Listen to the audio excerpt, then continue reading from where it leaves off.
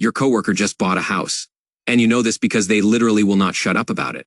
They're showing you pictures of their new kitchen during lunch like it is their firstborn child. The granite countertops, the open floor plan, the half-finished basement. They're definitely going to turn into a home gym. They're using words like equity and investment with this smugness that makes you want to throw your sandwich directly at their face. You smile, you congratulate them. But inside, there is this gnawing feeling, that quiet voice asking, why haven't I done this yet? What is wrong with me? I am Leo, and I am here to tell you, nothing is wrong with you. What is wrong is that you've been sold one of the most pervasive financial lies in modern America. A lie so deeply embedded in our culture that questioning it feels like heresy. The lie is simple. Renting is throwing money away, and buying a house is building wealth. Today, we're going to mathematically obliterate that lie. Because once you see the actual numbers, you'll realize that for most people in 2026, buying a house isn't an investment. It is a trap disguised as success. Let's start with that phrase everyone loves to throw around. Rent is just throwing money away. You've heard it from your parents, from your uncle at Thanksgiving, from that guy at the gym who definitely shouldn't be giving financial advice. The logic seems airtight when you rent. You pay money every month and get nothing back. When you own, you are building equity. You are investing in your future. Except that framing is so dishonest it should be criminal. Here is what they don't tell you. When you own a house, you are also throwing money away. Lots of it. You are just throwing it in multiple different directions. So it is harder to see all at once. Let me break down where your mortgage payment actually goes. Because most people have absolutely no idea. Say you buy a $400,000 house with a $350,000 mortgage at 7% interest over 30 years. Your monthly payment is roughly $2,330. Sounds manageable, right? But here is the part that should make you nauseous. In year one, you are paying about $2,000 per month in interest alone. Only $330 is going toward the principal, the actual house you supposedly own. That means $24,000 of your annual housing cost is pure interest. Gone, evaporated, thrown directly into the bank's vault, never to be seen again. But wait, there is more. Property taxes on a $400,000 house average, around $4,000 to $6,000 per year, depending on your state. That is another $400 to $500 monthly that you are not getting back. Ever. Homeowner's insurance. Add $150 to $300 per month. Maintenance. The general rule is one of your home's value annually. So that is $4,000 a year, or about $333 per month. And if you put down less than 20, tack on another $200 to $300 monthly. Let's add it all up. Your $2,330 mortgage payment just became a $3,500 to $4,000 per month reality when you factor in everything you are actually paying. And here's the absolute kicker. Out of that $4,000, only about $330 is building equity in year one. The other $3,670 thrown away into interest, taxes, insurance, and repairs. So when someone tells you renting is throwing money away, what they really mean is renting is honestly throwing money away, while owning is throwing money away while pretending you are not. The difference is that when you rent, you know exactly what you are paying. When you own, the system has convinced you that bleeding $3,670 per month is somehow superior because $330 of it sticks. That is less than 10 efficiency. If your car only converted 10 of its gas into forward motion, you'd call it broken. But when a house does it, we call it the American dream. Now let's talk about opportunity cost, because this is where the math gets truly brutal. Let's compare two people. Person A rents for $2,000 per month. Person B buys and pays $4,000 per month in total housing costs. Person B is spending $2,000 more every month. What happens if person A takes that extra $2,000 and invests it over 30 years? Assuming a conservative 7 annual return, that $2,000 per month becomes roughly $2.4 million. Meanwhile, person B's $400,000 house, assuming 3 annual appreciation, is worth about $970,000. But person B still owes the bank for 30 years of interest payments totaling over $480,000. Net result, person B has a paid off house worth $970,000 after spending $480,000 in interest plus $150,000 in maintenance. Person A has $2.4 million in liquid investments. The renter won by a lot, and they didn't have to fix a single leaky faucet or replace a single water heater to do it. Now here is the critical assumption. Person A actually has to invest that $2,000 difference if they're just spending it on DoorDash and impulse purchases.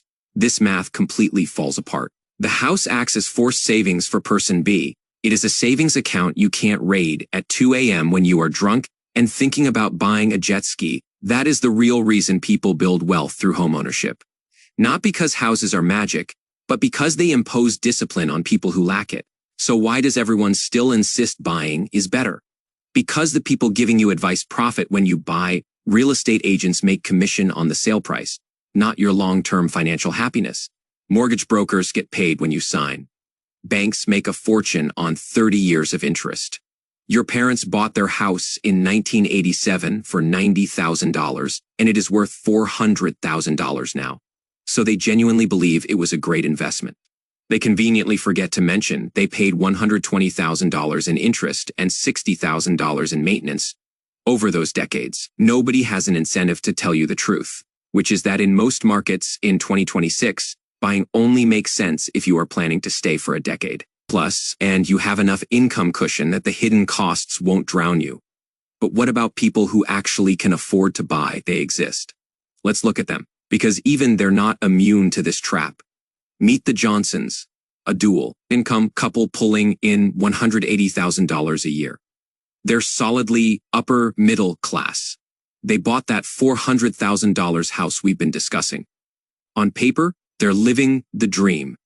In reality, they're drowning. The Johnsons take home about $11,000 per month after taxes, retirement contributions, and health insurance. Sounds comfortable until you start subtracting. Mortgage, property tax, insurance, maintenance fund, $3,200. 2 car payments, $850. Car insurance, $280. Gas, $350. Student loans, $750. Daycare for 1 kid, $1,400. Groceries, $900. Utilities, $520. We're at $8,250. And we haven't touched clothing, medical copays, or the psychological need to occasionally pretend you have a life. They have $2,750 left for everything else. Emergency fund, they're trying, but the HVAC died last year and wiped it out. Saving for their kids' college, not happening. Taking a vacation that doesn't involve sleeping on someone's couch.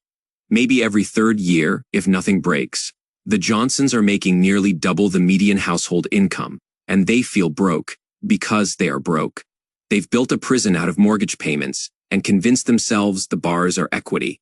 Here is what nobody tells you about equity. It is not real money until you sell. And you can't sell because you need somewhere to live. It is Schrodinger's wealth, simultaneously existing and not existing until you are willing to become homeless to access it. The Johnsons have maybe $60,000 in equity after 5 years of payments. That sounds impressive until you realize they paid $80,000 in interest to get it. They paid the bank $80,000 to borrow money so they could earn $60,000. That is a negative return. A savings account would have been better. But let's say something goes wrong. One of them loses their job. Suddenly they're missing $5,000 a month in income. They have exactly 8 weeks before they start missing mortgage payments. 8 weeks before the entire structure collapses. The house isn't an asset providing security. It is a liability demanding constant feeding. Miss 3 payments and the bank doesn't care about your equity. They take the house, keep everything you paid, and you are out on the street with destroyed credit. The renter in this scenario, they downsize to a cheaper apartment, tighten the budget, and survive. They have flexibility. The homeowner has an anchor chained to their leg while the ship is sinking. This is where someone in the comments will say, but my house doubled in value in 10 years. Congratulations, so did rent. So did stocks, so did literally every asset class because we printed money and created inflation. Your house didn't outperform. It matched the market while demanding you fix the roof. And that doubling in value, you can't spend it. You can take out a home equity line of credit, which is just another word for going back into debt using your house as collateral. You haven't won. You've just unlocked a new way to owe money. The real question nobody wants to ask is this. If buying a house is such an obviously superior financial decision, why do banks need to offer you 30-year loans to make it possible? If it was genuinely affordable, you'd pay cash or pay it off in 5 years. The fact that the standard mortgage is 3 decades long is proof that houses are not priced at levels normal humans can actually afford. We've normalized generational debt. Your grandparents might have had a 15-year mortgage. You are signing up for 30 years. Your kids will probably need 40-year mortgages or perpetual renting. The system isn't broken. It is working exactly as designed. It is a wealth extraction machine, and you are the input. So what is the actual solution for the 80 of people who can't comfortably afford a $400,000 house? Stop trying. Seriously, reject the premise.